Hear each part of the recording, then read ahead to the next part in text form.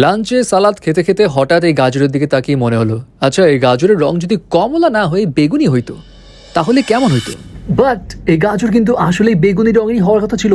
In fact দশম শতাব্দীর পারস্যে, যেটা এখন ইরান নামে পরিচিত, সেখানে বেগুনি রঙের গাজরই চাষ করা হতো এবং সবাই ওই বেগুনি রঙের গাজরই চিনত। কিন্তু 1600 শতাব্দীর দিকে নেদারল্যান্ডসে খুব সিলেক্টিভ ওয়েতে অল্প কিছু জায়গায় কমলা রঙের গাজরের চাষ করা হয় এবং কমলা রঙের গাজরের স্বাদ বেগুনি রঙের গাজরের থেকে বেশ মিষ্টি এবং স্কিন নরম হওয়ায় তরকারিতেও যেহেতু ইউজ করা যায়, যার কারণে এটার প্রচলন নেদারল্যান্ডসে খুব বেড়ে যায় এবং এটার উৎপাদন খরচও তুলনামূলকভাবে বেগুনি গাজরের থেকে কম হওয়ায় এটা বিশ্বব্যাপী বাণিজ্যিকভাবে চাষ করা শুরু হয়। সো এটাই আসলে গাজরের বেগুনি থেকে কমলা হওয়ার হিস্ট্রি। গেস হোয়াট, কমলা রঙের গাজর অতিরিক্ত খেলে স্কিন কিন্তু কমলা হওয়ারও সম্ভাবনা থাকে। বেগুনি রঙের গাজর যদি বেশি খাইতাম তাইলে, যাই হোক।